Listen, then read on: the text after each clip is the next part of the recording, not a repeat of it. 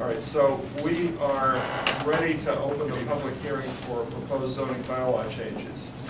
And we have a number of them, but I suspect that the majority of people in the room are here to discuss the site disturbance bylaw amendment. So we might as well start with that one. And I'd just like to make a couple of comments before we get involved in the discussion. First of all, we're continuing with this because we had agreed that we would do that when we were reviewing this bylaw change last fall. So this is something that we told people that we would do, and that we're carrying that out. That's number one. Number two, in the last year or so, a number of people have contacted me, and I don't know if they've contacted other planning board members, about the number of clear-cut lots that are appearing in town. The one that everybody knows about is the one on Church Street, but there's also one on South Avenue that's recently appeared this last summer. There's one on Summer Street that I know about. There's one on Warren Road. Glenville. And so people have been calling, asking why that is something that the town would have no voice in if an owner chooses to do that. If you live next door to a lot that was formerly wooded and now it's an open field, it's quite a shock, and people are concerned about it. So this is exactly the kind of issue that the disturbance bylaw was intended to try to come to grips with. Is it something that the town wants to have a voice in?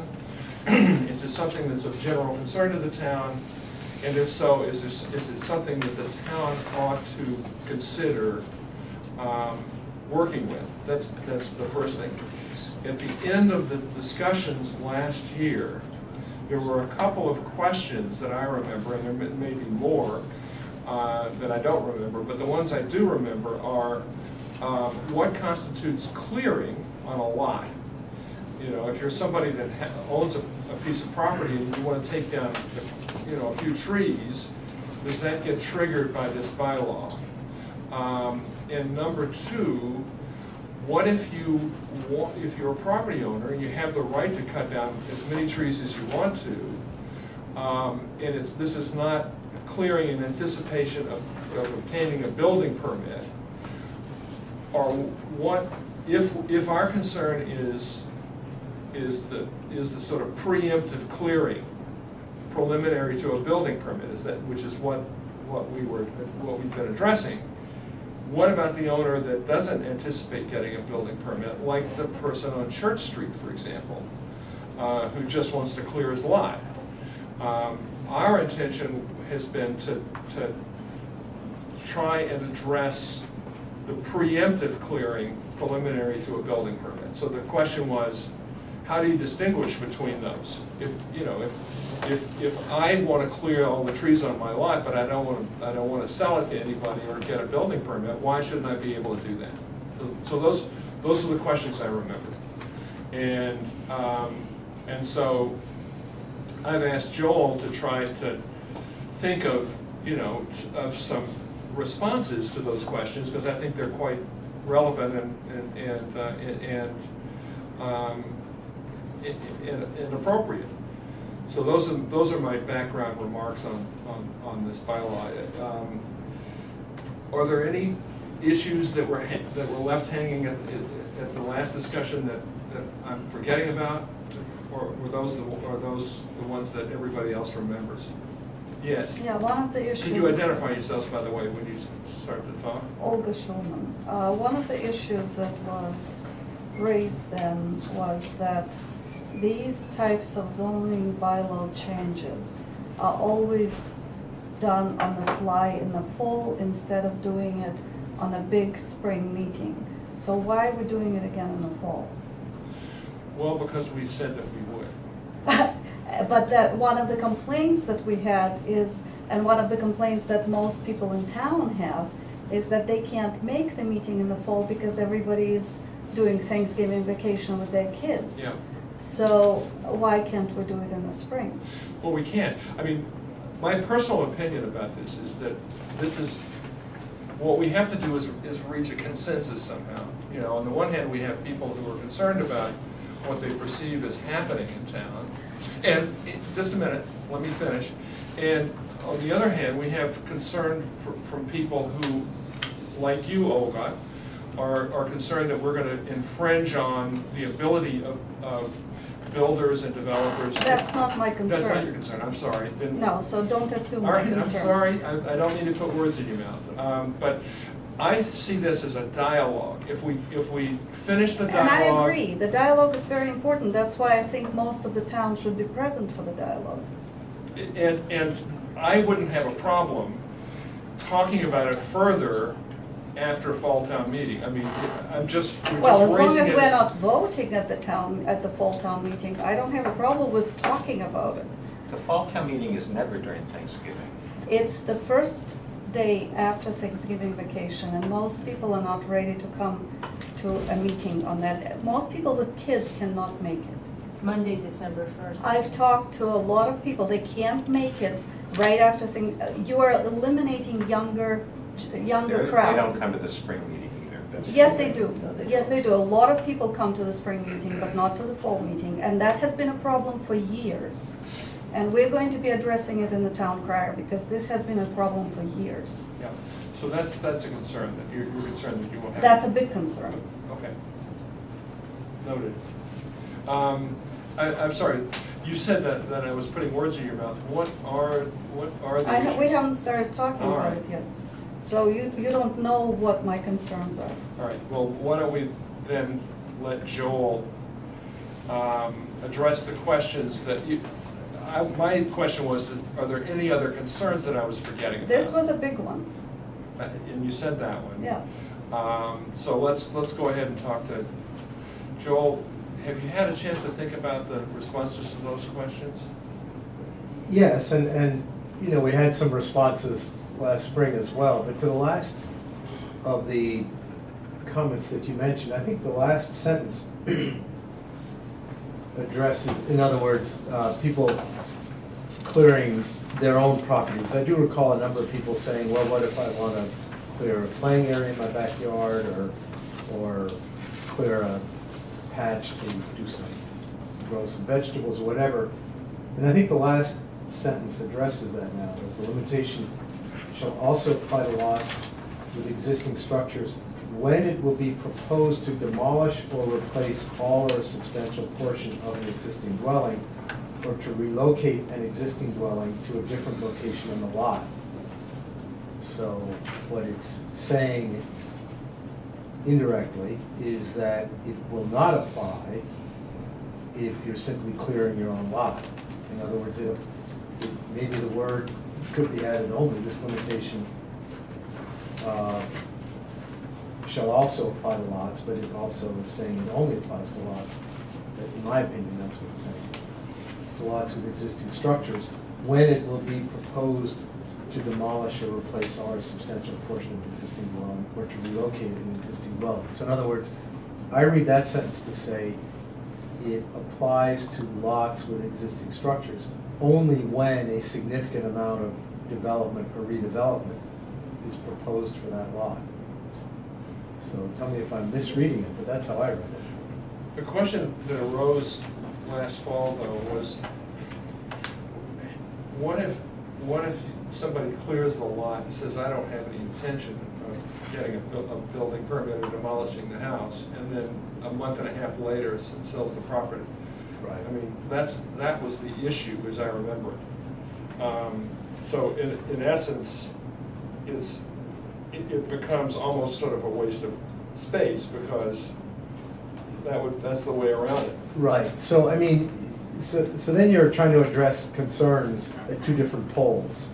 On the one hand, you have, let's call it the development community's concern, the homeowner's concern that they may want to innocently clear some part of their property, and they're captured by this when they have no intent to develop.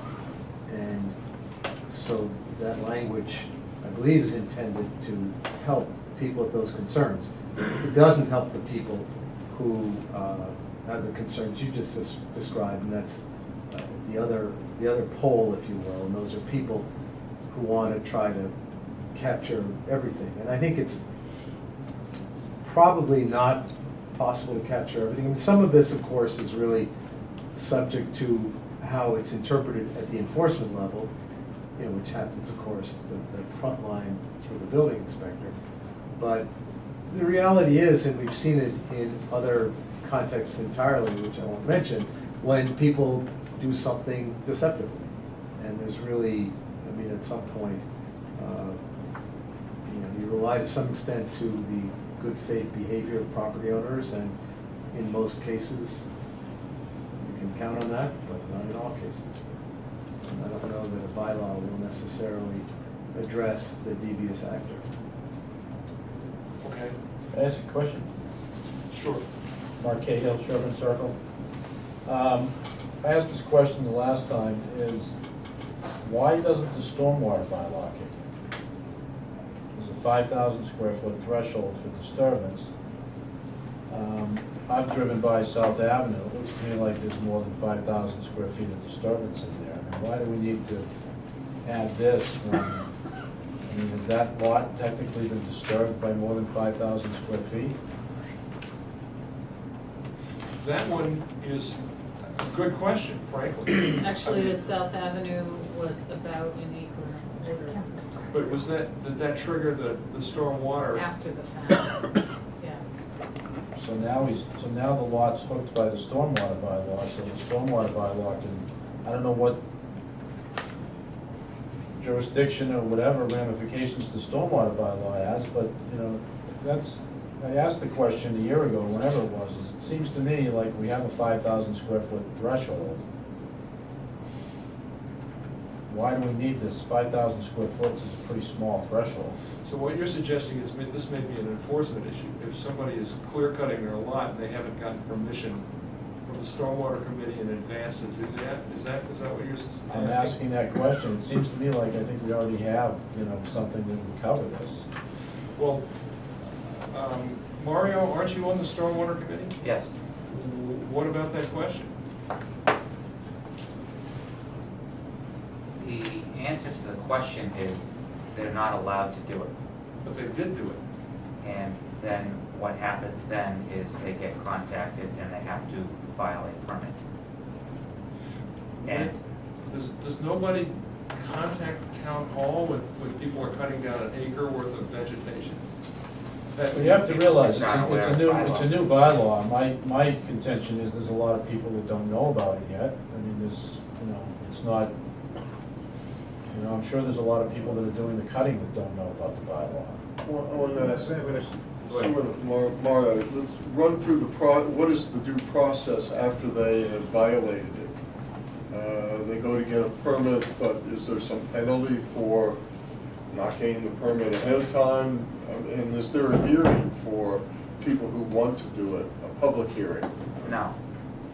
No, they have to make, they make an application to the agent of the Stormwater Permitting Authority, and he reviews it, and he thoroughly, and he makes recommendations as to, you know, what erosion control measures have to be put in place before they do the work that they want to do. It doesn't trigger tree replacement or anything. Because it's almost apples and oranges, though.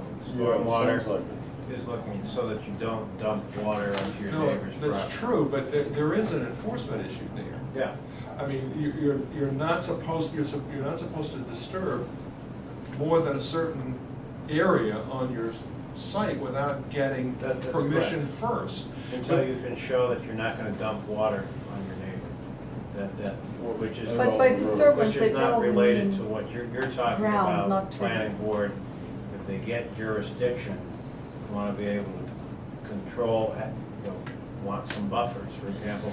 Stormwater can't say you have to keep a buffer, they can just say that you have to dump water on your neighbor. Right. Wouldn't that be a? It's true, but indirectly, when you do, you regrade, clear cutting and regrading. Right. It's you have regrading, to- not cutting. You have to do calculations so that you're making sure that you keep that water on your property. So there's an advantage to keeping vegetation for that reason. Absolutely, yes. And it's not just about regrading. No, I think the bylaw is about regrading, that's what I'm asking. Well, the That's what I- regrading happens after the lot is cleared. I mean, you know, the I'm preliminary step. asking if the bylaw addresses regrading or cutting. Stormwater bylaws and stuff. Stormwater It bylaw, not, addresses both. It addresses both. it addresses both. Yeah, that's, maybe it's as simple as that. There's a, you know, maybe Mark is right, there's this already, the town may already have enough of a supervisory mandate, but what worries me is there seems to be no consequence if you just go ahead and pretend and say you didn't know about the bylaw until you cleared the lot, and then you just treated it as though that then becomes the default existing condition. Is it an enforcement issue? Is it really more of an enforcement issue of a bylaw that we already have? I guess that's the question. That's the question Mark raised. I would argue that clear cutting the lot is gonna trigger a substantial amount of drainage work in order to make up the drainage calculations. I mean, based on Yeah. my experience. I mean, Transpiration. I mean, I'm disturbing, you know, the sections that I'm disturbing of my lots are creating, I mean, I put 3 structures in my last property, nothing to the extent of what would happen on South Avenue. I mean, once you take those trees down, the calculations completely change, and start putting grass down, everything else. So, I mean, I would argue that guy's got a pretty substantial stormwater bill possibly, right? So that's what the penalty is. You wanna clear cut that lot, you're gonna get hit with whatever, $20,000-$30,000 bill just in stormwater structures to satisfy potentially the stormwater. Same thing with, you know, you guys are worried about runoff on banks and stuff. Somebody clear cuts a bank, hey, it's gonna cost you a lot of money I to make understand those that. calculations work. That's an after-the-fact financial consequence, but the question I have is, you know, what about the enforcement revision of the stormwater bylaw? That is, that you're not supposed to do that Well, it's gonna until you've gone through the committee and they've signed off on it. Well, it's gonna take time. You know, once somebody like South Avenue gets hit with a bill to mitigate the damages to his tree, then the next guy's gonna say, you know, word will get out, hey, you know, South Avenue took some trees down, it cost them X, you know, you better not do that, you know? So-and-so on Church Street did this, they got hit with a bill. So unfortunately, I would, you know, it's a new bylaw. You know, in my business, one thing that we bring to the table as builders, even though we usually consider to be the adversarial side, but we see things through our client's eyes. For instance, I did a renovation this summer, and the client got caught in the stormwater bylaw, and they weren't able to swim in their pool this summer because of the stormwater bylaw. So we see firsthand the effects of the changes that happen in the bylaws. You know, we bring that to the table, because a stormwater bylaw shouldn't be designed so that a homeowner in February who wants to swim in July can't swim in July because it's so hard to get to a stormwater bylaw. You know, so we see that, and you won't see that client in here because the client's got their pool and they don't have time to come in here and talk to you about it. But we see, those are the types of things that we see. We see our clients struggle with, you know, lighting and trees and all that sort of stuff, you know. We have clients that come in to buy our houses and they want to finish an attic, and we have to start the whole thing about lights and, you know, all that stuff. So, I mean, we do bring that to the table, whatever that's worth. But I think the stormwater bylaw, I don't know. I would argue that south lot has got a lot. What do you spend on drainage? What do you spend on drainage? If they've got a lot, it's gotta be double, triple what we're spending right now. Then you get to review, the board would be reviewing any house that gets built there. That's another issue, but I had a couple of questions. Yeah, I have a question. I can't understand, based on what you're proposing here. So, there are two things that trigger this bylaw. One is if there is a planning board approval required, right? So then, if the planning board approval required, it goes through the planning board approval process. And if the planning board approval is not required, then it's a question of building permit, correct? And this will, so you can't cut the trees before the building permit. So my question is, what exactly is going to happen during the process of the building permit acquisition? How are you going to be calling meetings with neighbors? I mean, what is the process of building permit acquisition in this case? Joel? Yeah, I'm not sure that trigger is the right word. It's just saying that you can't clear. I understand. I don't understand what is the process that's going to happen as a result of this. Right. What will change? Okay, let me try again to explain. Okay. If it's a project that needs only a building permit, Mhm. all this is saying is that you can't clear until you get your building permit. So the building permit's not the trigger. The building permit is actually what lets you, or your site plan review, what lets you go ahead and clear the understand. site.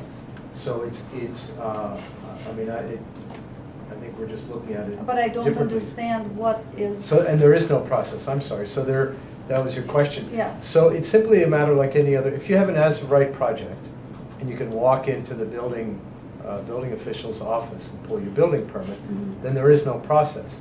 So in that instance, if you've pulled your permit, it's a fully as-of-right project, you've got enough land and this, that, and the other, then there's no process, you just get the permit. It's not trying to create, and this was one of the concerns that came up last time, it's not trying to create a new process, it's simply saying, if it's a as-of-right building permit project, once you pull your permit, you can begin doing site clearing, but you can't clear before that point. So can you explain the difference to me? I can't understand the difference between site clearing the same way before or after the permit. What It's- is the difference? The difference is simply this, that you don't want the site cleared before somebody pulls a permit, because between the time when they cleared and when they pull the permit, something could happen, and they may never pull a permit. And I gather that's one That's of been the case. one of the histories, one of the sites that Al alluded to earlier. So the point is, you don't want any premature clearing, I think is the point. Okay, so So you you're- don't want to catch the ones that clear it without building. You don't really care. If, for example, if I just want to clear my backyard because I want my backyard for my dogs, Yeah?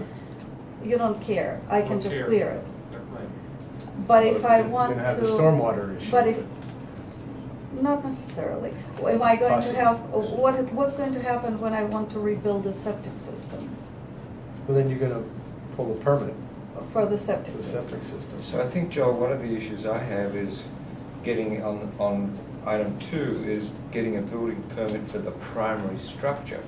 You don't, a wall or a septic doesn't require a building There permit is no for the building permit, yeah. primary structure. And I think that part needs to be reworded.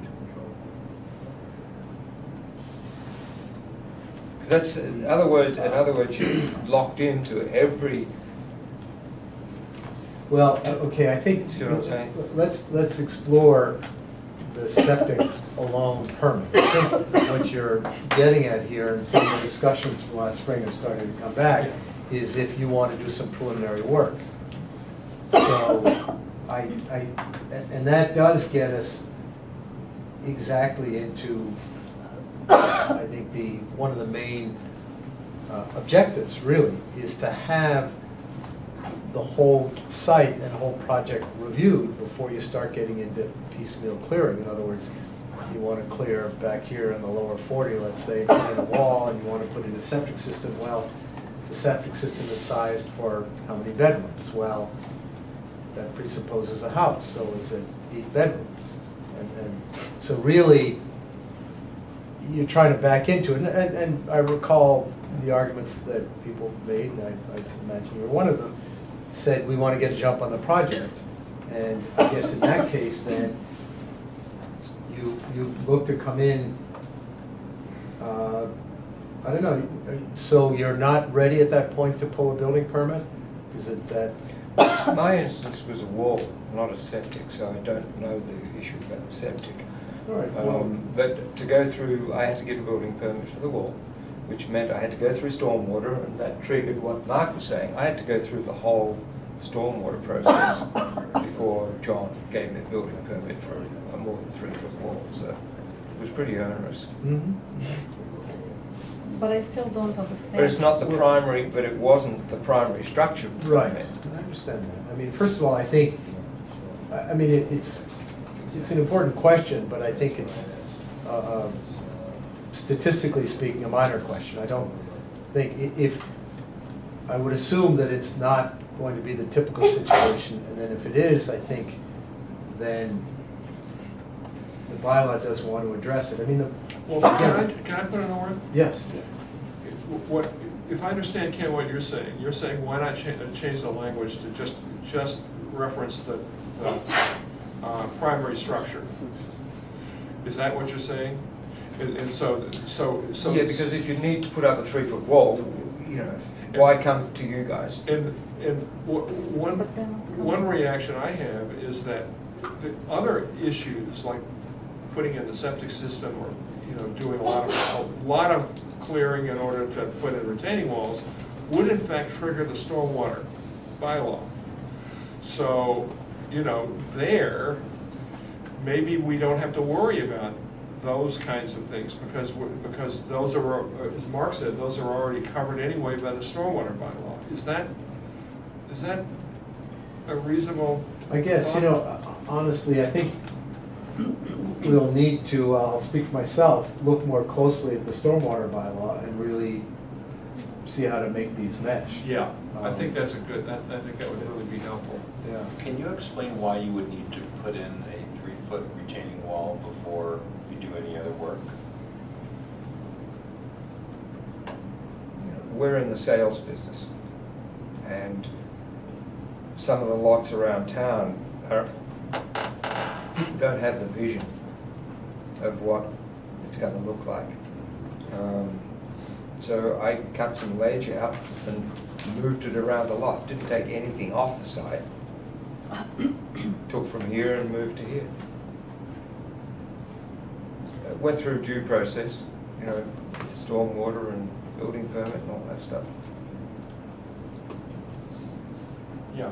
I didn't get the answer. I still All don't right. understand what the answer is. All right, Joel, you want to try again? Well, how about this? Why don't you restate the question? Let's say I'm going for a building permit for a 4,000 square foot house, and I need a new septic system. I am submitting all my papers and getting the permit to build. What will change with this bylaw in terms of the trees that I'm supposed to cut? Who's going to review it? What exactly is going to be different for me? Okay, that's an important question, actually. As I understand this, nobody's going to review it. The only difference is that you can only start that clearing after you've pulled your building permit. But it's the same clearing as before, only Right. after I pulled my permit. Right. So what exactly are you addressing? That's what I don't understand. So what's being addressed here is, number one, the speculative clearing that may or may not. Clear cut, to build your house, you might not have to clear to the lot lines every tree on the lot. I understand what I might not have to do, but what I'm saying is if I am coming to the building inspector and he says, okay, now you can do whatever you have to do. You clear this and clear that and do whatever you have to do. And it's now my choice what I clear. Nobody's going to tell me what I clear, That's correct? That's correct. So what exactly are you trying to achieve? Can I say something there? Somebody different. Aren't you looking to create? I can't understand what you're trying to placeholder. achieve. until you find out whether you have jurisdiction for site plan approval. And if it turns out, that's the way I look at it. That's one Yeah. thing. The other thing is to make people think, because you might not want to cut every tree on the lot. You might not want it to look like Kansas. And so it's instead of the preemptive, sort of flat surface where nothing is growing, which is, if you drive by the lot on South Avenue, that's exactly what it is. Every single tree on that lot was cut right to the lot lines. And on the one hand, that gives you, at least in theory, more latitude to build whatever you like on the lot. On the other hand, it might be worth at least pausing for a minute and saying, wait, maybe I can think about how to do this work without having to cut every tree. Yes. Diana Chaplin. I'm just gonna, I think that community outreach around stormwater bylaw and Joel reviewing the stormwater bylaw to understand how it would interface is really important, because without community outreach, you're still gonna have these unexpected, people are gonna come in and think they're gonna make a lot of money who don't know Weston aren't builders here, and they're gonna buy these properties, or homeowners are gonna buy them, and they're gonna do this without realizing what's going on because there's not enough community outreach to, uphold the stormwater bylaw. Oh, for sure, yeah. Absolutely, yeah. Mario Alanya on Old Street. So a couple of comments I have, and one of them is, there's certainly some things that would have to be defined. Because, so you say no site alteration or development work, including but not limited to all this stuff. Well, there's going to have to be some work done on a property in preparation for a building permit. For example, soil testing for septic systems, Exactly. soil testing for stormwater.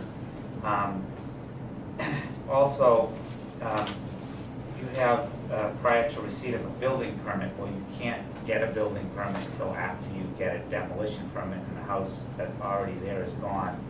So instead of saying building permit, probably should say building, comma, demo, comma, or stormwater permit.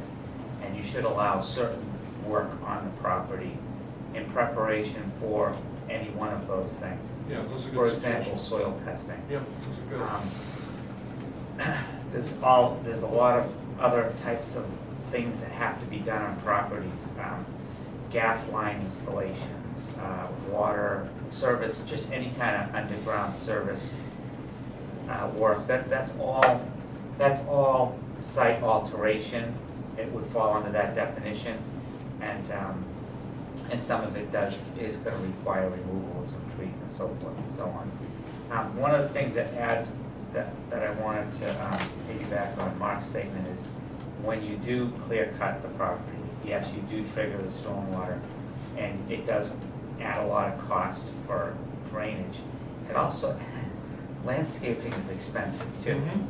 And it adds a lot of cost to landscaping. I mean, I want to build in Wellesley because there's like no landscaping to do. But when you have to landscape big areas, it's expensive. So I get what you're saying, you want to get people to think, because not everyone wants to have like vast grass areas. And there is value in having, buffer and wooded areas. Mature trees. But it's As true, opposed and to it also scales the project so that the houses don't look as big. I understand all that. But another thing you do have to consider is some trees are very threatening to houses. Sure. And a lot of the houses that are being replaced are 50 years old or so forth. And a lot's grown since those houses were built. A lot of these trees have really towered. And, so I kind of call that landscape deferred maintenance because things are just kind of overgrown. So when someone's ready to sell their property, that's when that comes up. And, the new person coming in, the house is dark, the light's not coming in. So you have to give some kind of latitude for those people. You don't want to create hardships for them. So someone who might want to be putting their house on the market might want to do some clearing around the house because it's just overgrown. It's just deferred maintenance of landscaping. So you don't want to handicap them and you don't want to create hardships for them. You just have to be careful about how you put the language in, because you don't want to create a situation where someone's violating a law who really should have the right to kind of open up their property a little bit for a residence. Yeah, I mean, I don't think that, there are two possibilities. One is that what you're proposing for a building permit, it doesn't trigger the planning board site plan review. And the other one is that it does. Right. If it doesn't trigger the planning board site plan review, all this bylaw does is it says, stop a minute, think about what you want to do.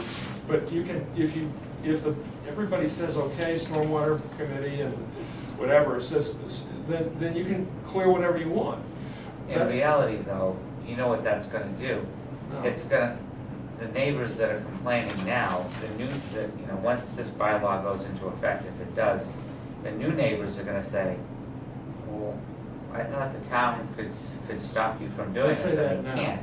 They No, say that I'm just now. saying, it's But gonna this say is this, just not a gonna, red- why do we yeah, even do this? They're gonna say, that's- this isn't stopping anybody. It's a red blanket in front of a bull, that's all it is. I mean, Yeah, it's, all I'm saying is, if it's leading to the next thing, why don't we just talk about what the next thing is and come to some kind of an agreement on what it should be? Okay, I mean, if some, when we ended last fall, people were fired up to make suggestions. We didn't get any. Maybe this time we could get a few.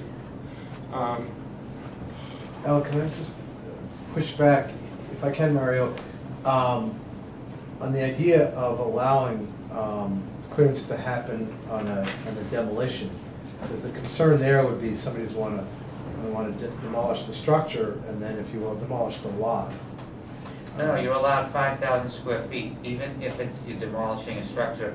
If you go over 5,000 square feet, when you go to get a demolition permit, you are automatically triggered into the stormwater permit. And if you have to show how much you're clearing for that demolition. If it's more than 5,000 square feet, they send you right over to stormwater. So Well, automatically. then we're back into the dovetailing with stormwater, which I Right. definitely need to And I mean, explore, but. I thought that was a good suggestion Yes. about including Yeah. those other provisions, at least in the language, so that people are understanding Right, how but things do dovetail. my concern would be that, or maybe, talking about two different things, but if somebody's purpose is simply to come in for a demolition permit, to then allow them to sort of have at it on the lot, really suggests a clear cutting sort of, tabula rasa, and just get rid of the house, get rid of whatever's on the site, and let somebody start from scratch, which is just, I think, what this bylaw is trying to discourage. Yes. Assistant Karen Meadowbrook Road. I just wanted to comment on two things. I hear about the stormwater permit, and I think it, as you say, it has a value, but we have to be careful not to expect it to substitute for the purpose of this, because its intent is different. And this, to put it simply, the very trees that might be saved are not necessarily the ones that would be saved in the face of the stormwater permit. In other words, the objective of the stormwater permit is to protect against water runoff, not to protect vegetation for other purposes. So, I mean, I'm not an expert, I don't have the answer, but I was at that last hearing, and I have to say, I'm moving to my next point. I have to say, I remember Olga saying what she said, and I remember thinking at the time that while I sympathize and agree with the intent of this, of course, the idea of asking somebody who has an A&R project in mind to have to wait before they do any cutting down, before they get their permit, unless the building inspector has some mechanism to do something, it's pointless. That's what she's saying. And what I'm trying to do is sort of clarify. It seems sort of pretty clear to me that if you have an A&R project, what is John Field or his successor or whatever, whoever is doing it, what can he do? you know, you go to him and you say, here's my papers, like she said, and if it meets all the criteria, he has to give you the building permit. And so you take the building permit, go home, you clear cut anyway. There's no mechanism. Again, I'm not an expert, I'm not a builder, I'm not an architect, I'm not a lawyer, but I would think things like, and this is a big deal, so I don't dare really think that this is within our time scope here, but to have John have some sort of general criteria for what he's got in mind, so that you don't just get that permit if you've clear cut your property. If you clear cut your property and then you go in and you ask for an A&R permit, you can't be turned down. So if you've just cleared it just because you're thumbing your nose at the, whatever your crazy reason is, or you don't see any reason not to clear cut it, because there's no mechanism here, that's what you're saying, I think. Because there's no authority that John has, the building inspector has, to turn you down. Let's say, for instance, and I'm not suggesting I don't this. think our goal is to give the building inspector more authority. Okay, all right, but I mean, to pretend we inventory every tree over a certain diameter or something. I mean, unless he has some authority, there's no, I heard your point. Your point is you're asking people to stop and think. Maybe there's some explanatory thing that gives that idea to developers, I don't know. I had, to be honest with you, my third point and last. I like the idea and clearly what your intent is and I've talked to some builders who have quite a good reputation, are quite successful here, and they say, one in particular said, you know, I said, if I ever sold my property to you, I would tell you I don't want you clear cutting it, even though I'm not gonna be here anymore. Maybe I'll be dead. But, you know, I live in this forest, as you know. I mean, I'm still getting ticks and it's, and he looks at me as if I'm crazy because it's just so much easier. I hear what you say and I know what you say is right to some extent. But when he's dealing with a complicated lot, it's more trouble than it's worth not to clear cut or to take more trees away than the neighbors would prefer. So this is definitely something that's, I think, a good idea in process. But I totally agree with Olga that having, asking people not to clear cut until they've got their building permit when they're doing an A&R is silly. This is nothing that can be done. Yeah. There's one problem with all of this, is our school is already number 12 from number 1. The more regulations you put in, the less younger families can move in. Because these lots, as you call them, cost at least $1 million. And nobody wants to live in $1 million home that's basically worth approximately $200,000. So everybody intends to do something when they buy these $1 million lots. And they intend to knock them down, put big septic systems, and that clear cuts, whether you like it or not. So when you make this into a regulation where people can't do more, when they cannot do something on their own property, what they do is they go to towns where they can. You go to any town around us, it doesn't take as long as it takes here through the planning board.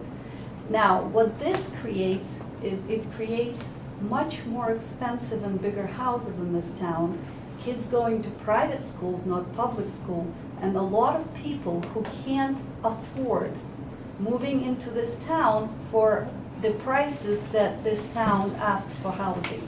This is what this creates. Whenever you create more regulation, you make huge houses possible and smaller houses impossible because people can't afford them. Yeah, you make that case all the time, Olga, but. But and this it's- case, and but the school is moving down, and people are putting their kids in private schools for a reason. A person could take a different position, but that's a long discussion. It's not a long discussion, it's an important discussion. We've heard all this last year. Jonathan, you had a comment. Just one last question, this is mostly to Joel, and I probably asked this last fall, but the last sentence when it says the limitation will apply to lots with existing structures, then approach around it, when it will be proposed to demolish or replace, how would you enforce that and have it stand up?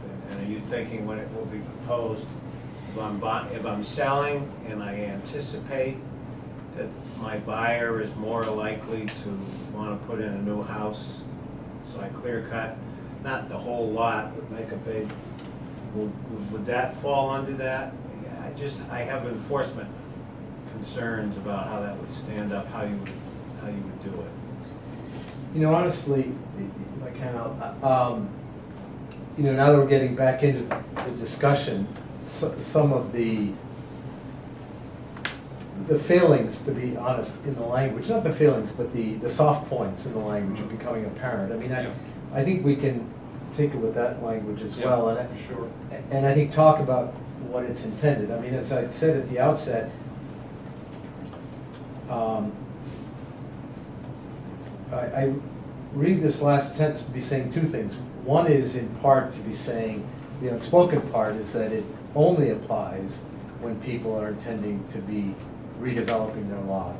And it's meant to address the comments that we heard last time about, you know, is this intended to prevent me, person, homeowner who has no intention of moving, to prevent me putting in a tennis court or whatever? No, it's not. So it's partly addressing that. But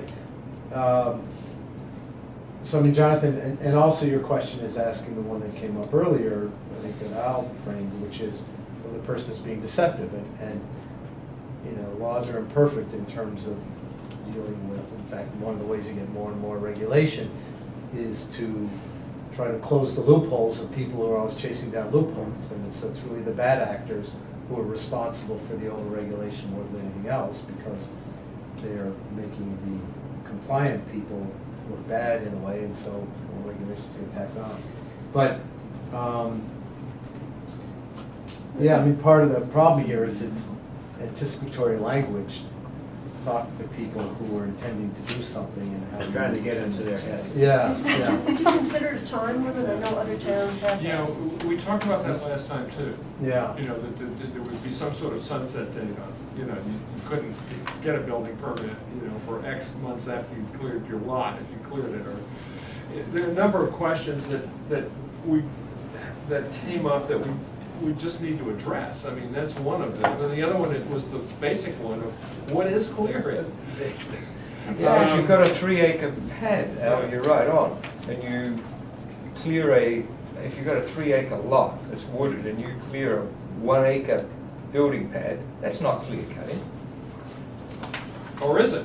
No, You know, it's I mean, not. well, I'm posing you the say, question. I mean, that's what we have to get at, you know, what is it we're trying to actually have people take a look at? I mean, part of this goes back to what you were saying earlier, Jonathan, that one of the goals here is to alert people to some things that they might not understand about how the regulatory process works. If someone clear cuts a lot and then comes in with a proposal that's over the RGFA limit, for example, or is on a scenic road, they might be shocked to know what the planning board is able to impose on them for conditions. For stormwater.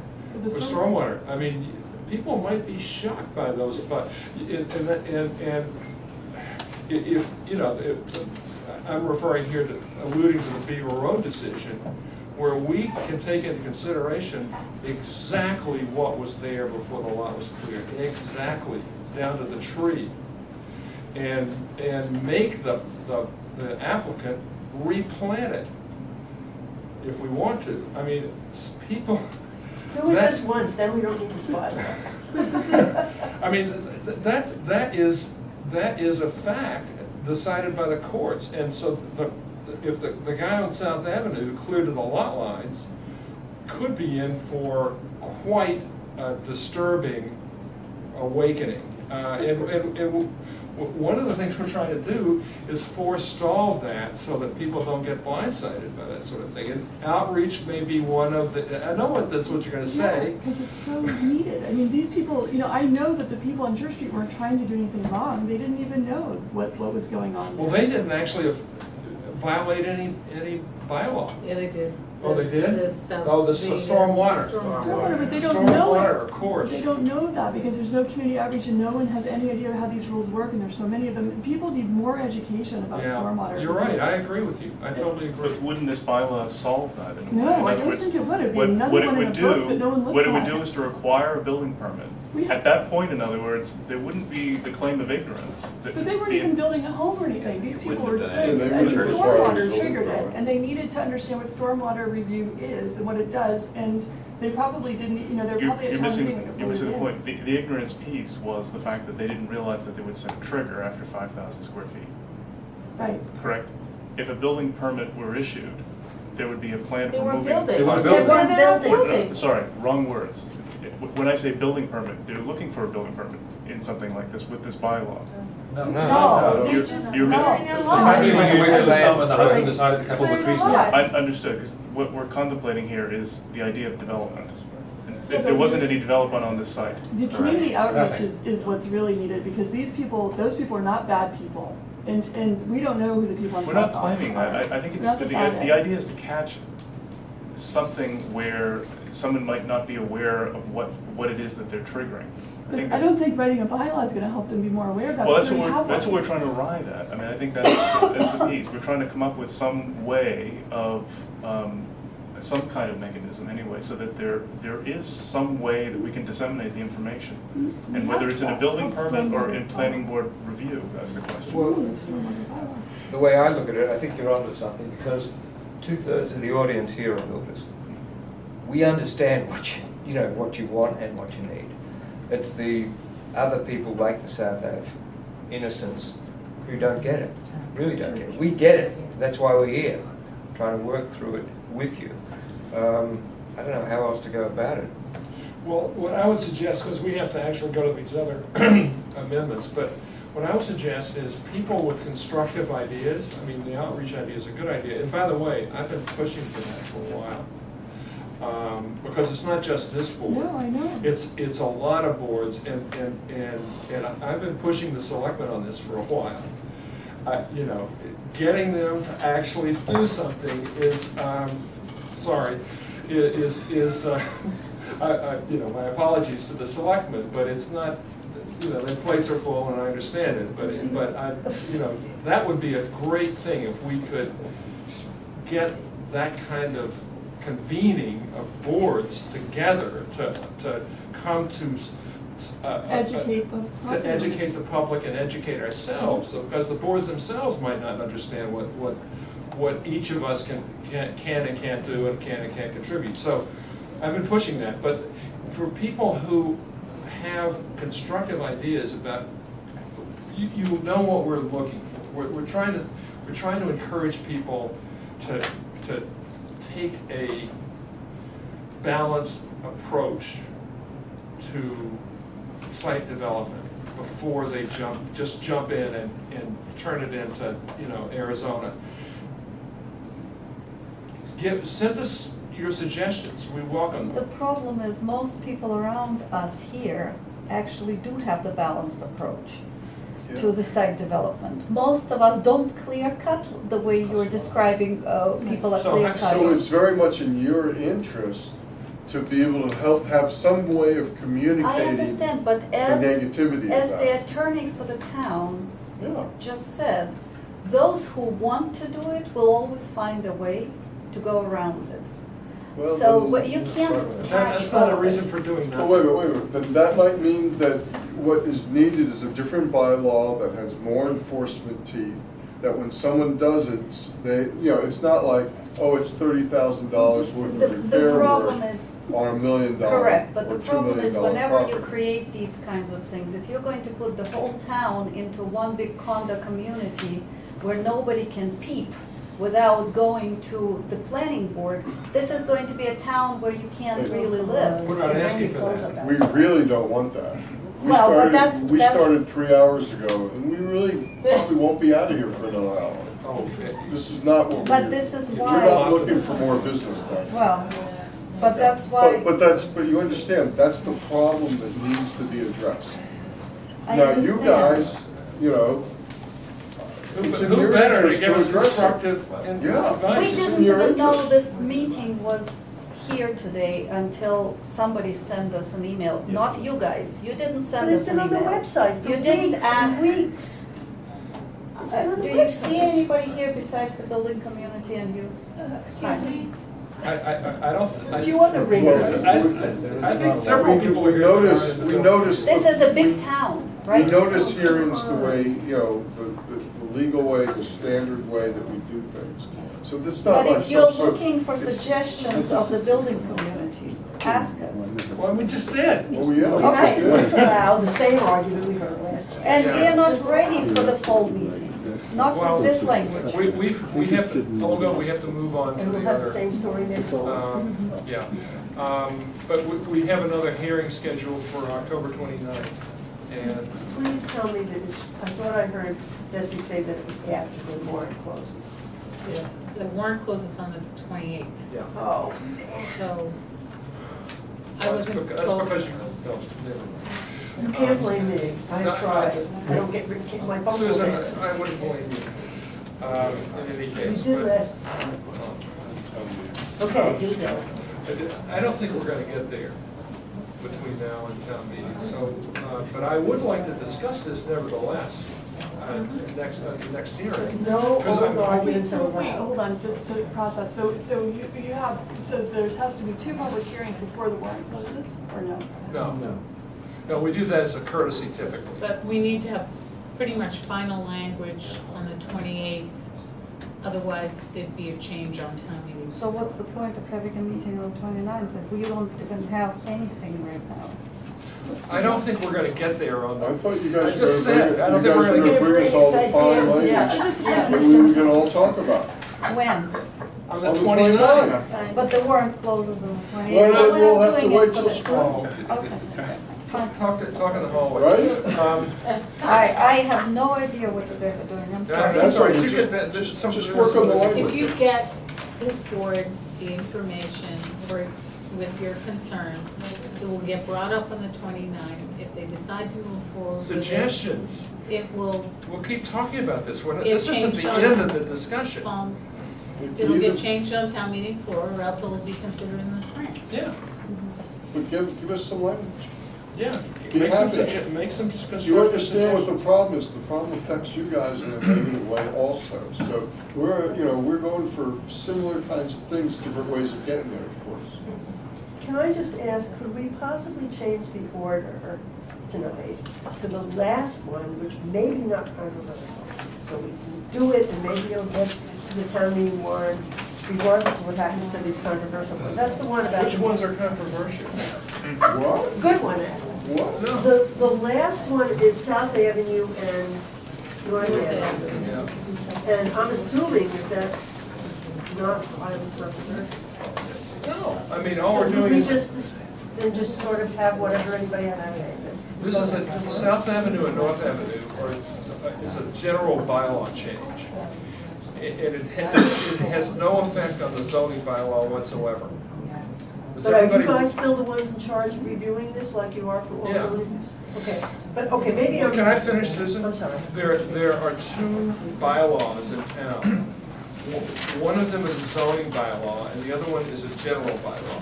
The zoning bylaw only pertains to things, to new construction on scenic roads designated under that bylaw, but doesn't address anything that happens in the right-of-way. The other bylaw addresses only trees and stone walls in rights-of-way, period. That's the general bylaw. This one is the general bylaw. This only affects trees and stone walls in rights-of-way. There's 2 scenic. roads Bylaws. bylaws too. Oh, I'm sorry, I didn't know One's that. general. Yeah, there- one's- Sorry, That's what I said. sorry. So I this can one's, be So it's ridiculous that we okay, should rename it. this is not, this is only the general scenic roads bylaw that affects trees and stone walls in roads, in the right of way. But am I not still right that this is pretty straightforward, so we could dispense with this then? You know, we're adding these 2 streets to the list. Is there anybody who has any So in objection? essence, South Avenue was not only stepped in the stormwater, as a stormwater issue, he's got a planning issue. Right? That's what you got. It depends, no, he didn't cut anything in the right of way, he didn't cut anything beyond the stone wall. But he triggers the zoning bylaw. Yeah, if he's over, yeah, because, well, It's not a no, scenic because it's road. not a scenic road yet. No, it is for No, zoning though. Oh, it is for the zoning, you're right. zoning. It is for It zoning, is. so he's got a problem there. Yeah. So again, you know, I keep saying, you know, we have systems in place. I mean, that guy has got more trouble than I can ever want to have. I mean, I literally, I mean, any of the building community here would just sell the property and move on. And rightfully so. I rightfully so. What he's done over there, whatever gets done to him, he deserves. Right, but whoever buys it is gonna end up with the And problem. it's a major, Which means it's a they'll major come back financial with hit. liability, He has a they'll bank come back loan with and all it. sorts Listen, of- can we just, Problems. so we can get out of here sometime before midnight, does anybody have any objection to adding South Avenue and North Avenue to the list of scenic roads where we're talking about only trees and stone walls in the right of way on those streets? I just have to understand what was the difference between what we are, I thought they. that I the- thought they were seen. Yeah. The scenic roads from the zoning perspective, Oh, not for Not planning for board? planning? I didn't understand. I No. didn't No, know they were that. planning board. not the general Jesus, not the general bylaw, the general, Just the zoning bylaw. just the zoning bylaw. Which Which means is site plan that, approval. which means that the planning board has purview over homes on North and South Avenue, and always has, Yeah. because they're considered scenic roads. Correct. But the This has zoning bylaw- nothing to do with that. This purely has to do with trees and stone walls outside of the property lines of the house, within the right of Within the right of way way. of Within the the public roads. right of way.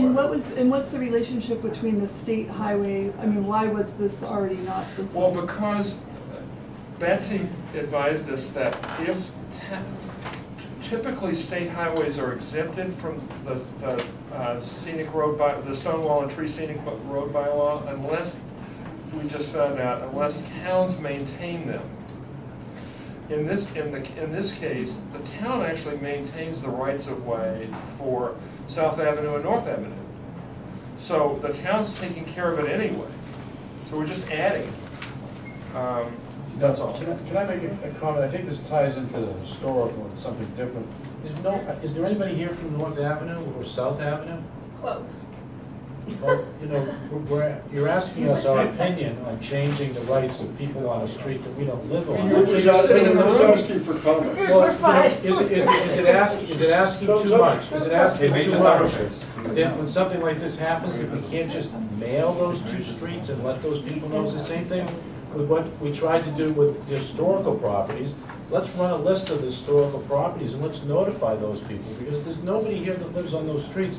So we're just gonna assume that those people have seen the notice and they think it's fine. It doesn't affect them. It doesn't affect I their realize that, right but you are, but I think it's their properties, and I think that just as a general. No, it's It's not town their property, property. it's public It's the- property. in the right of It's way. town property. I asked them if they wanted This to do is- a new driveway opening. Well, They, as homeowners, they should be, I would like to be notified as a homeowner that, you know, if I'm busy with my kids and something's happening on Sherman Circle that I don't know about, it doesn't take that, we have computers, we can get a list that we can hit those people, and they should be notified that something's gonna happen. And this is the second time, because we did it with historical houses, and we could have picked out the things on the historical, but I think it's, for us to be sitting here and making a decision. We're not, We're not we're making not. a We're decision. just, It's we're going in just front of town asking meeting. for And comment. actually, can I just point something out as, and I know everybody's confused, and it's confusing because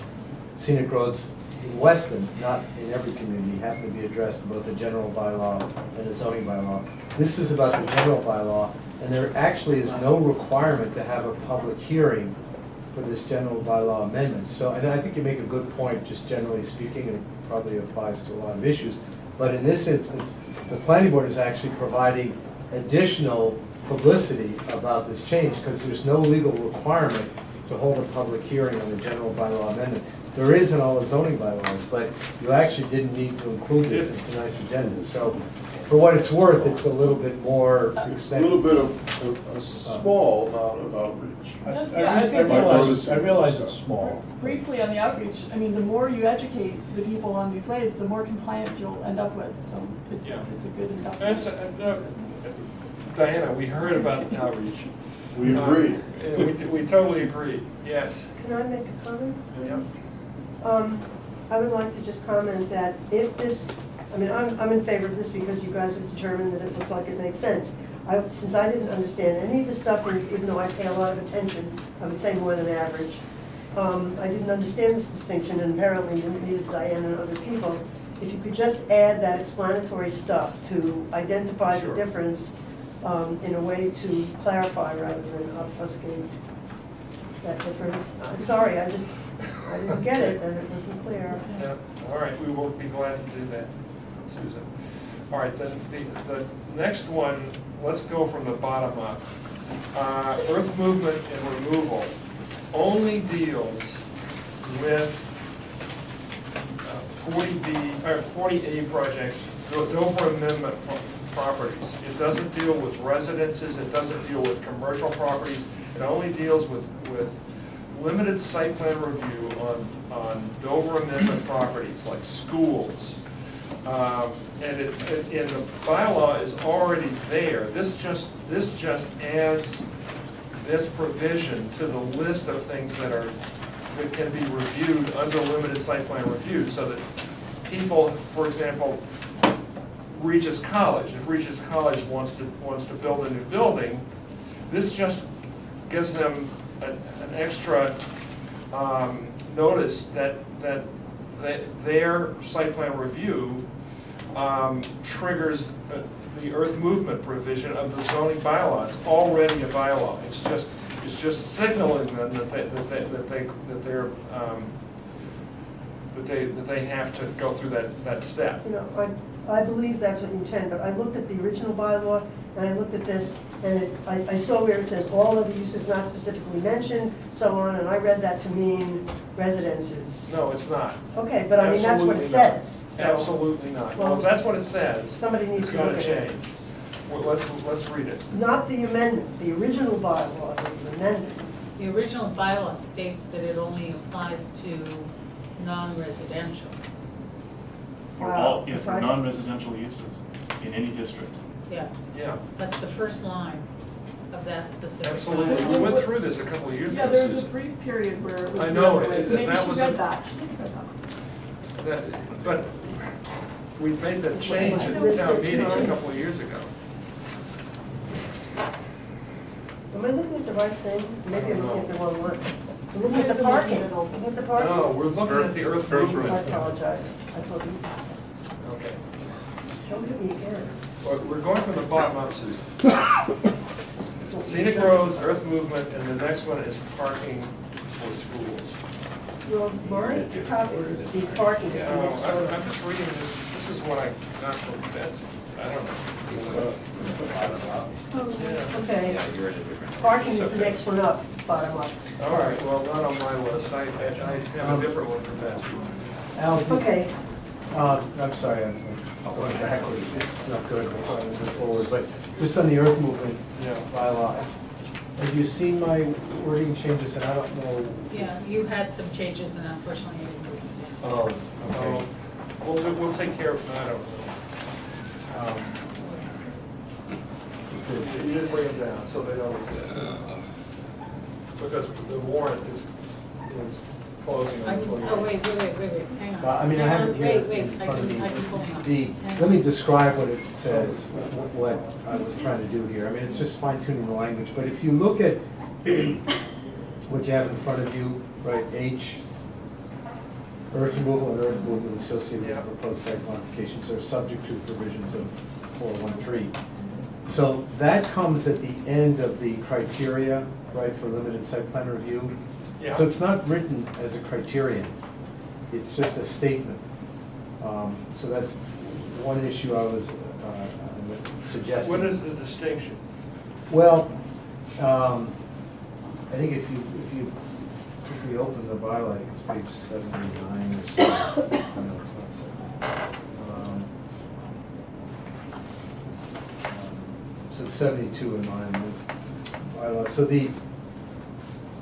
this new subsection H follows a list of A through G, but it's preceded with the following language. The planning board's review and evaluation of an application for limited site plan approval shall be limited to the following criteria. And then if you look at H, it doesn't follow that format, if you see what I mean. It's not really a criterion. Okay, so what do you want to change the language to? To say that any earth removal and earth movement associated with the proposed site modifications shall be consistent with the provisions of section 413. Okay. So and it does one other thing. So one is it just as a matter of format fits in, but the other thing that it does is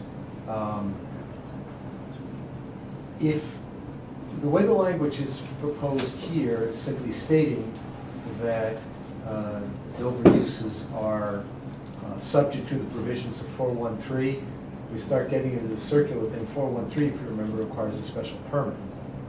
Right. So, and the Dover amendment says you can't require a special permit for educational or religious uses. Now, it's been our view that, and I know people argue with this, but it's been our view that you can, for instance, in communities that do site plan review by special permit, we say you can go ahead and administer the site plan review in a limited fashion, but it's not a true special permit. But we're better off not putting this into a special permit box. So by simply rephrasing this to have it be a criterion under limited site plan review, and simply say that you're going to be conducting the site plan review, and in so doing, any earth removal and earth movement associated with the proposed site modification shall be consistent with the provisions of 513. You're saying you're going to apply the criteria of the earth movement bylaw in limited site plan review. Where were you when we wrote the bylaw? I think it's just been coming on board then. Because we wrote it at the complement page. Yeah. The intent was to address religious, educational, and child care facility uses. Well, I know that it was prompted by a certain. Yeah. And the complement page wrote the language that made it a special permit. Well, I don't think we wrote the language because I was Well, just. you guys signed off on it twice. Yeah, well, again, Twice. and that could be addressed. I mean, I don't want to follow criteria because we were on the tangent of that. But my point is that here we're pulling it into limited site I plan know, review. but the whole point was to require a special permit for Yeah, that. massive amounts of earth movement, which happened with the Regis College football field.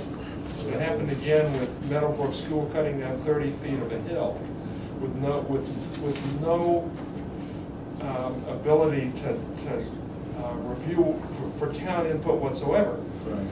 Complement Page worked with us to write the bylaw that required a special permit for earth movement. Where were you guys? Well, This is one of the things about Complement Page. One guy says tomato and the other guy says tomato. Yeah, well, I think we all speak the same language. Well, it's Many both of us who say English. tomato, right. But the bylaw, that bylaw is not written, I mean, it's written for earth movement generally. But No. in any event. No, the- absolutely not. It doesn't apply to residential use at all. Right. And it really doesn't apply, except tangentially, to commercial use, because how many commercial properties do we have that are gonna actually trigger that provision? So the intended application was special permit for religious, educational, and childcare facilities and the like, that proposed massive recontouring, reconfiguring of the landscape, Right. which has happened now at least twice in Well, and town. then most recently at 2 North Avenue. Exactly. Well, in And- Regis College this summer as well, you said that. Pardon? In Regis College this summer with the parking, the mountain. Well, I can't tell you how many telephone calls I got about that. So now, don't get me wrong, I did say that we continue to believe that it can be made to apply to religious and educational uses. You just get into this debate as to whether or not the special permit can be made to apply. We think it can. Then but that's all I need. Right, but I'm saying, in any event, this needs to be rephrased just to have it make sense in the structure of the bylaw. And That's fine, we can. it's not backing away from the earth movement bylaw. I just don't want it to devolve into site plan review, which is essentially a toothless animal, especially when it comes to Dover Amendment properties. Right, but you've put it into, that's where you've put it, is site plan review. So I'm just having Limited it. site plan. Limited site plan review, which is for Dover Amendment uses, But, that's my but it point. was, but it's part of the review process. Right, And the only reason why we're bringing it up is because one of the applicants said that it wasn't noted, and so he didn't realize that it applied to him. So this was a red flag to say, hey, listen, this provision in the bylaw, the earth movement provision, applies to you. well, we've discussed it, so I mean, it's part of your public hearing records. You can all have a look at the, because I did send it, in fact, Al, I think you were copied on this, Yeah, I at the can- end of last week. Yeah, I don't think the rest of the board was. I asked for them to be, but they weren't. Yeah, So, but, I got this yesterday. right, what was it yesterday? yeah, it was yesterday. Yeah. So you're saying it's not 100% certain that under Dover you can require a special permit such as we have here rather than site plan approval, but the Chaplin and Page's opinion is that you can require a special permit in this instance. The Dover Amendment says you can't require a special permit for religious or educational uses. Yeah. And what Yeah, it's saying I agree is with that, that, yeah. what it's saying is that Use. you can't subject the use to a Use. special permit. So it has been our opinion consistently that when you have these, non-use special permits, I'm trying to think of another way of addressing it, but the procedural special permits, that's not the right phrase either. But a special permit process that's addressing something other than the use, let's say it's an environmental protection kind of bylaw, that you can subject a Dover use to that. And, I mean, we won a case 25 years ago that, and I don't remember if it was a special permit or not, but they clearly said that the defendant was the Seventh-day Adventist Church, saying they were subject to this particular bylaw whose intention was environmental protection, not to regulate the use. So that's what this gets at, and so I'm not backing away from any of that. I'm just saying, in the context of the argument back and forth over, whether or not you can make a special permit apply, it's just, it's better to avoid the argument when you can, that's all. But it's tangential to the wording suggestion I'm making here. What I'm saying is, in the context of the limited site plan review, I've suggested that it be worded, number one, to be consistent with the structure of that particular bylaw, and number two, to make clear that what you're doing here is you're imposing through site plan review the criteria of earth movement and the special permit itself. Right, that was the intent. Yeah. Okay. Anyway, so it's, Okay, so you changed the language to make it more consistent. yes. Right, and I've got that. Aren't you going beyond criteria? You're saying you're subject to it, so where the special permit's not a by right use. You're saying when it comes to earth movement, it's not by right. Are you saying you just use that criteria, or you have to come out of that with a special permit for your earth movement? In the context of limited site plan review, the planning board is going to apply the criteria. Wait a minute. In the context of limited site plan review, you're going to apply the criteria. In the context of an educational use, wanting to, because it could be a relatively minor, you're reviewing some routine kind of limited site plan review that's come before you, you're going to apply the criteria of earth movement. In the case of a large earth movement project on an educational property, let's say, Yeah. the earth movement section will kick in, and nothing here is meant to detract from that. Okay, I mean, there are instances when you're going to have site plan review. There are instances where you're going to have both, yeah. but there are going to be instances where you have limited site plan review where it didn't trigger the earth movement bylaw, but the principles, the criteria of the earth movement bylaw will apply. So it's not meant to diminish the other. Okay, And I see your point that you're looking to flag in the limited site plan review Yeah. section that back. look back to. Yeah, okay. Good. Are we ready to go to parking for schools? Yes. In the zoning bylaw as it's written now, there's kind of a disconnect. Because under the list of criteria for limited site plan review, oh, you got the language? It turns out I did have, just so I have one in front of you. Oh, okay. All right, this was what, the last one? That's the last one. yeah. Okay. Under the current bylaw, under the list of criteria for limited site plan review, the planning board's been responsible for traffic on the site, for reviewing traffic and traffic flow. However, the building inspector has been given the assignment of determining parking adequacy and requirements. But the two are intertwined. You can't consider parking and traffic as two completely separate issues. They go together. It's like jam and peanut butter. So all we're saying is parking and traffic should come under the planning board's review so that we can communicate consistently to applicants what is an adequate parking and traffic plan. That's all it's doing.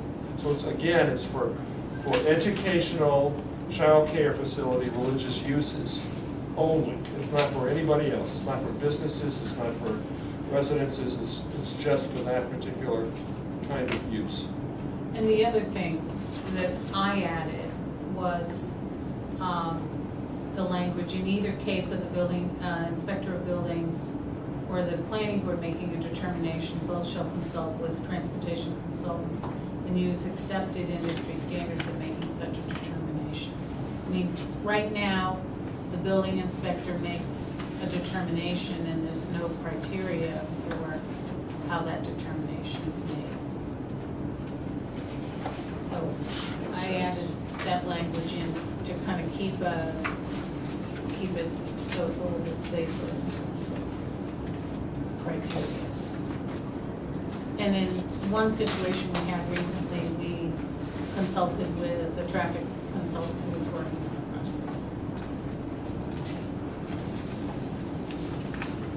it. So that's what that's all about. But Yep. that was the one I was concerned about.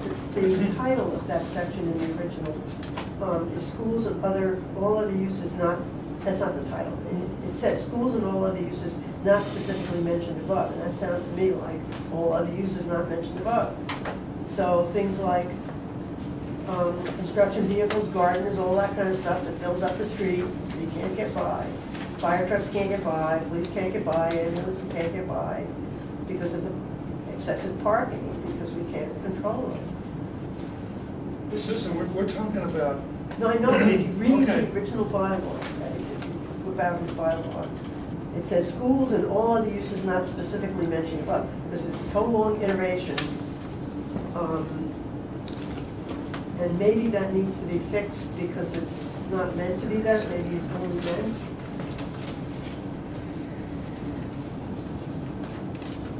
where are you reading Right here. The amended language also says supplement language of parking bylaw for required parking for schools and all other issues not specifically mentioned elsewhere in the bylaw. Well, Yes, because it's right. not that? It's mentioned. only supposed to be for, So that needs to be cleaned up by J, somebody wait, there. section eight. Whose language, where did that come from? Where did that, the That's- language that's of Yours is section. K. Yeah, sorry, K, that's right.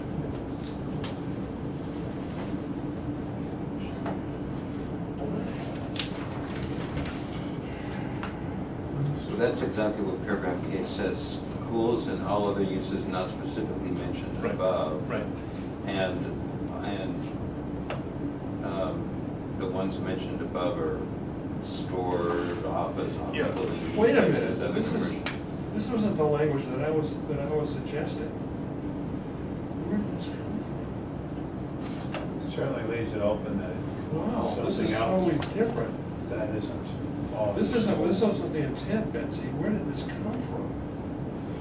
That's what's written on the sign. No, the intent of this is to simply transfer review of parking adequacy Right. for Dover Amendment properties Right. from the building inspector to the planning board and list that in the criteria under limited site plan review. Okay, That's so what- it's and there in was- additional language to paragraph K, and after the words public way, adding language, except in cases where What is site. this building inspector of buildings or planning board shall make, what does this have to do with it? What we're doing is we're taking Dover Amendment parking adequacy Right, as a planning board review. Where- So should Is this that go what under this that does? limited site plan review section instead? well, that's where it is. So, am I correct that No, it's in the. currently the building inspector under state building codes says how many No, parking they're both spaces draft a language. facility would need based on its occupancy? Joel, is that correct? I'm sorry, I was just trying to track. This isn't the language So, I never wrote. mind. What happened to the language? The I wrote? language that you wrote was, stopped with such, shall make such determination, What? was the language. She said yours ended right there. And She added But that, your, but your, maybe you Betsy, were yours thinking was of the putting it in is the those sentence letters. afterward, in Right. either case, of the Right. inspector of building. Correct. Were you thinking of putting it in? Because that's what this section is. Yeah, the only thing that we're saying is that the planning board is, here's my intent. The planning board is reviewing parking adequacy for Dover Amendment properties. That's the intent, period. In all other cases, the building inspector continues to make the determination of parking adequacy. So should that go in the That was the intent. 11K thing instead of the 8, Well, A1? I think the schools get eliminated from that section. Yeah, I think you, Yeah. then all other uses will still be with the building Stays, that's inspector. correct. And you need a separate line So- for schools and other Dover amendments. Not mentioned. From the last, are you in section 8 or are you in section We're in K. 11K? We're looking under section 8, vehicle requirements, right? Yeah, right, Assembly okay. includes- But that one is the one that refers to all of the uses, Right. not specifically mentioned, that I includes think residential. what we're saying is we're extracting schools from that. Right? Schools, Yeah. churches, childcare facilities. Sorry. Correct, yeah. Oh, so in other Doesn't words, work there. you're moving where you're gonna insert it. You're not gonna insert it, you're gonna insert it under schools. It's not just schools, it's Dover Amendment Okay, but properties. you're gonna insert it someplace other than what this says, because the way this is written, this says adding to paragraph K, which is covered by all other uses not specifically mentioned elsewhere. Right. Not. That's not what it Separate means. churches, No. Separate that's subset. not- So that needs to be moved somewhere That else. doesn't work. Agreed. Oh, okay, that's what I'm Yeah. asking. Yeah. Where are you gonna There's move an it? L. What's What? it? There's an L. There's gonna have to be an L. It's gotta be an L. Yeah. It's gotta be paragraph L. Because in the Yeah, past, we have to modify both K and L. because the way it was written in the past, you could control traffic leaving the site, but you didn't have jurisdiction over parking. Right, and the two are linked. So the two are, It seems like often they go And I together. want to point out something else, which is that if Meadowbrook School is in your sites, the word public way, which only appears on K, as far as I remember when I read this bylaw, that excuses them, because it's not a public way. You're right. So I don't know why public way is in there, because all this consideration, Yeah. if you read the beginning of it in the, I don't want to say because I'm confused a little bit, the reasons for this, the reasons for all this stuff is to consider the movement of emergency vehicles, as I understand it. And there's a lot of private ways that have to have movement of emergency vehicles. So the same authority should prevail. What you want to do is change case, so you took schools out of it, and say all other uses not mentioned above, except for schools, blah, blah, blah, and then address schools in L. Or L, maybe flip it and have K be schools, and then Yeah, that's the other way. L would be uses not mentioned Not above. mentioned above, yeah, So that's the the- way to do it. K would be schools, churches. Schools. So then what will L be? L will be all other Right. uses not mentioned above. So we're And- mentioning schools, Right, churches. but then what happens in L are we not gonna have an L? We're gonna have an L. And what's gonna be in The there? catch-all, Which is? all uses not mentioned above. L will be just like K, except it will only say So does that all other mean that uses not. residences will enjoy that protection too? I'm sorry, what? When it says all other uses not otherwise listed, you've got a whole A, B, C, D through K. Yeah, And residences are not listed. And I'm concerned about where the parking is gonna be considered for residences who would like to have access to ambulances and fire trucks and things like that. well, that's a completely different animal. Are you talking about single-family residential, the building inspector signing off on parking for single-family residential use? I'm just concerned about the fact that I don't see in this parking bylaw anything except the all of the uses where residential streets can enjoy this protection that they have to, that you can't have random parking without control. Well, first of all, we're talking about parking requirements on sites, not in rights-of-way, right? Off-street. Yes, I It's understand. off-street Off-street parking, that's right. So it doesn't deal with stuff happening on the street, in any case. Well, Except to It say, deals with on-site. except to say you On-site don't want parking. it spilling over onto the streets. that was my point. Well, but the question is, the catch-all category includes residential use if there's sort of an egregious parking activity in somebody's house. Is that what you're talking Yeah, about? well, it's like that all the time. I mean, it's like threading a needle with a club Well, to make If it there's a work. safety issue, then you should call the police. Oh, yeah, try that. Well, If you're no, on a private Susan- road, see what you get. Susan, I'll tell you something. If we start imposing parking regulations on people's houses, we'll be stood up against the wall. No. It's Look. just, And it'll be at 1 o'clock in the morning. This came up at 46 Cedar, for example, Yeah. where the matter of off-street parking was argued.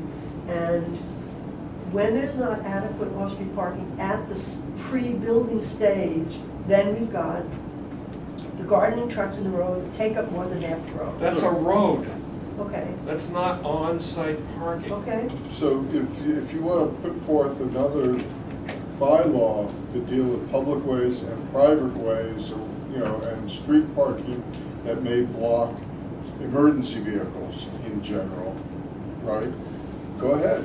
All I wanted to do, honestly, in this case, is just address the disconnect between traffic and parking on Dover Amendment properties, where it's gotten to be a conflict a couple of times. That's all I wanted to do.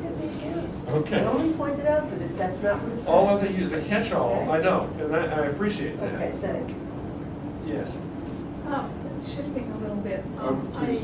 may need more explanation of why Betsy added her sentence. And I would certainly want a change to saying, and consider accepted industry standards in making such a determination. Yeah. Otherwise, you are locking yourself into, The second sentence is not a zoning bylaw sentence. I mean, you don't mandate that a board hire a consultant. I mean, that's just don't do that.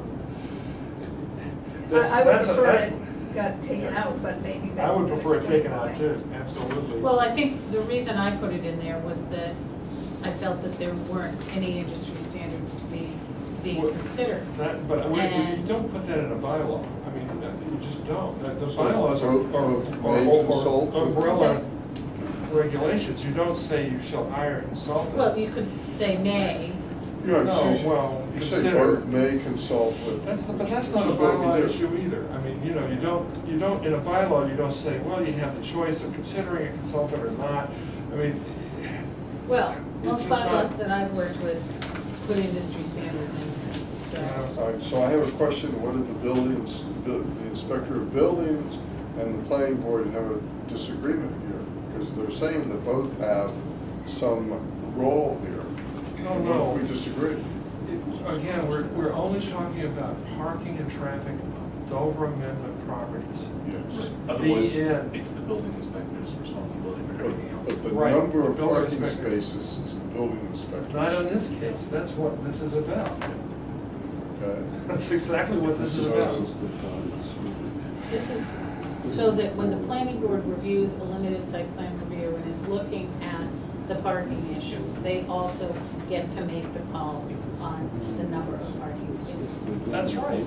No, I We look at understand the that, traffic and the but- number of parking spaces in this particular instance. In all other But instances, wait, the building am inspector. I unclear about state law under the building the inspection, building, ugh. It's going to be a long night. You know, the building inspector has a purview of identifying a number of parking spaces per occupancy. No. That's not. No, you mean under the code? Yes. Under the building Under the code? building code. No. Isn't that part of his job? No. No, some towns have tables, they have specific Yeah, tables parking that say that regulations. for every residential unit, you need 2 parking spaces, for every commercial use, you need a parking space, where it's broken down, restaurant, 1 parking space for every 4 seats, and that kind of thing. But if, But Weston already has regulations for all that. yeah, Right. We so, already have parking regulations in the zoning bylaw. Right. so But that's hold on, enforced Oh, right. And that's But for- enforced by, by the building inspector so, as any other provision Right. of the zoning bylaw. But we're saying in this case, because we're reviewing traffic flow for Dover Amendment properties, Yes. that in this case, we're reserving to the planning board the determination of parking adequacy. Because there's nothing. Just in for the- those properties. There's Just for nothing in those the properties. table right now that That's specifies. it. That's all we're doing. Just for those particular properties, Regis College, Meadowbrook School, the daycare center on North Avenue, those properties. okay, Okay. let's move on. Can I ask you whether you dealt with the public way part, or did I not catch that? Did that go away with the K and L stuff? When you did K and L? I don't think that it's related to public way. No, it This is says on-site. after public way, and so, That's just saying where it would be inserted, right. not changing it, not. it No, I doesn't- understand, but It doesn't, this is not intended to address a public way. So in other words, public way does not modify this additional thing that you have? Correct. Okay, say so. Right. No, we can't regulate parking in the streets, that's the. No, I understand, but the statement says, You have to look at the original sentence. the original thing. It's just saying where that would be inserted. I get it, but That's all. it says, It's the in- public it's a way is locator. in K, and all I was asking you was whether the addition of L and the modification of K, different from what this says, took care of that problem. Because even though you're not talking about parking in the street, if the school you're looking at is on a private way, it's not subject to this. If public way is, Not the same thing. okay. Avoid it. Well, all right, so paragraph L, then, let's just tie this up. Paragraph L would say, for all other uses not specifically mentioned above, and then colon, and then continue, sufficient space in the judgment of the building inspector of buildings to ensure blah, blah, blah. Right. And then, just to address Betsy's concern, maybe there's a paragraph M that says, in making determinations of parking and traffic adequacy, that industry standards, accepted industry standards should be considered, or something like that. Well, honestly, I mean, you could do that anyway. When I read this, I didn't know if the intent here was to point the building inspector in that direction. Because, I mean, the planning board and the building inspector can do it anyway. I didn't know if it was sort of pointed. I didn't know where that sentence came from, but, apparently Betsy's concerned about the fact that there are no standards that are used in making parking adequacy determinations, so she wants to include Have a language standard. that would say Yeah. that that standards should be considered. And so I'm thinking, rather than put that in any specific paragraph, you add another paragraph M that addresses that issue. Not hiring consultants, but, considering accepted industry standards. Seems more appropriate for just planning board discretion. I mean, to use 2 North End example, there was an applicant's traffic consultant Yeah. and our traffic Yeah, consultant. I know, they both had I think standards. the intent is good, I just, in this case, it's really Yeah. per board discretion. Right, I think so. And not only that, but it's commonplace when somebody's making a case, or when you're turning them down, to refer to industry standards. Anyway, it's generally, if you want to, Accepted methodology. but you don't have to. Yeah. Okay. Can I look at that again to see this? Okay. And by the way, We, so There- can, yeah, It's yeah. getting, I'm still on the menu. can I just make a quick, You can. well, I'm real close. Well, I'm sorry, Yes, Joel. just a quick suggestion on K, that say something like school, comma, churches and other uses protected under General Laws, Chapter 48, Section 3, would be daycare and Yep, sounds good. All right. Good, it's only 11:10, so it's a shame of the evening. Is 33 Skating Pond still on the agenda? It is, Joel, I think we're done. We're all there's set. Okay. there's a revised plan that was submitted that the applicant wanted to review with the board. I have not done any more drafting to the decision, Okay. so. So we'll just keep going with that. Yeah. So there's nothing we can do tonight? No. Okay. well, who's out there You waiting wanna- for Let's us? go road. I'll go get our forwarding. Is this a public hearing, continued public hearing on Glen Road? Yes. Okay. So, because I missed the last session of the public hearing, and I haven't been able to look at the video yet, I can't participate in the conversation, but I can audit, so I'll just listen. And David is gonna chair the hearing for. Good night. Good night, Joel. Thank you. Yeah, the Are the hearing. skating pond people out there? Oh.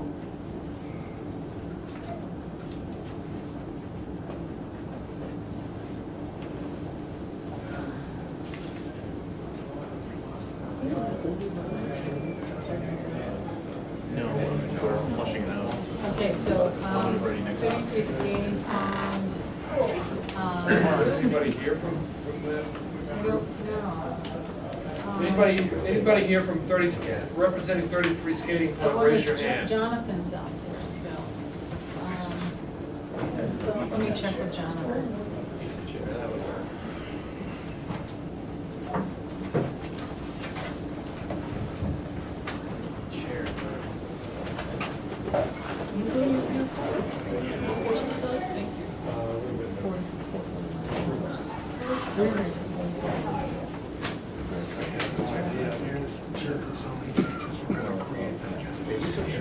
I knew about something. Others, I thought we're just gonna make walkthroughs.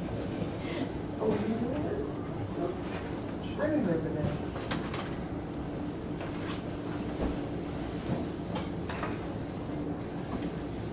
We're checking on one thing.